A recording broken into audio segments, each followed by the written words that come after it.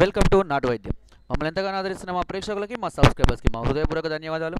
మీరు ఎలాంటి సమస్యలతో బాధపడుతున్నా, ఎలాంటి వ్యాధులకు గురైనా మాకు కామెంట్ ద్వారా తెలియజేయండి. తప్పకుండా చక్కని చిట్కా అందిస్తాం.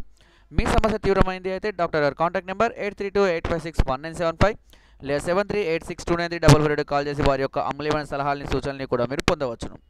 మీరు కనుక మా ఛానల్ని మొదటిసారి విజిట్ చేసినట్లయితే సబ్స్క్రైబ్ బటన్ నొక్కడం ద్వారా మా యొక్క లేటెస్ట్ వీడియోస్ని మీరు ఎప్పటికప్పుడు వాచ్ చేస్తూ ఉండవచ్చు. ఫ్రెండ్స్, ఈరోజు మనం చాలామంది పిచ్చి ఉన్మాదంతో ప్రవర్తిస్తూ ఉంటారు.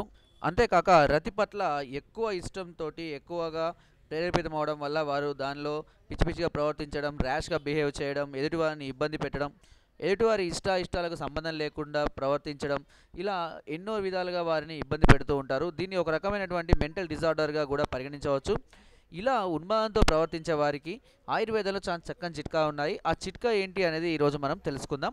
సో దానికి ముఖ్యంగా కావాల్సింది ఉత్తరేణి ఆకులు, ఉత్తరేణి చెట్టు. ఈ ఉత్తరేణి చెట్టు నేను ఇదివరకు కూడా చాలా రకాల ఔషధాలు కలపడానికి ఉపయోగిస్తారని చెప్పాను. ఎన్నో రకాలైనటువంటి లక్షణాలు ఉంటాయని కూడా చెప్పాను. మనకు కావాల్సిందల్లా ఇప్పుడు ఏంటి అని అంటే ఉత్తరేణి చెట్టు యొక్క గింజలు కావాలి. ఓకే, విత్తనాలు.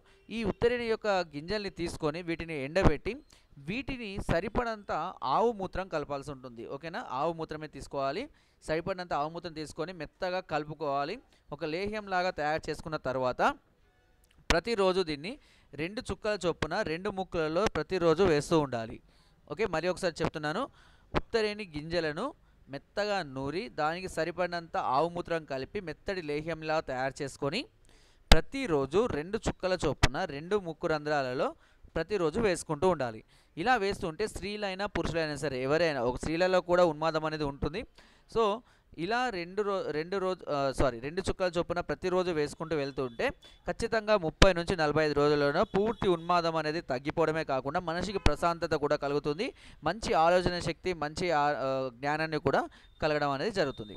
సో ఫ్రెండ్స్, నా వీడియో కనుక మీకు నచ్చినట్లయితే ఒక లైక్, ఒక షేర్ చేయండి. మరిన్ని వీడియోస్ కోసం సబ్స్క్రైబ్ చేయడం మాత్రం మర్చిపోకండి. మీ అమూల్యమైన సలహాలని, సూచనలు నాకు కామెంట్ ద్వారా తెలియజేయండి. Thank you.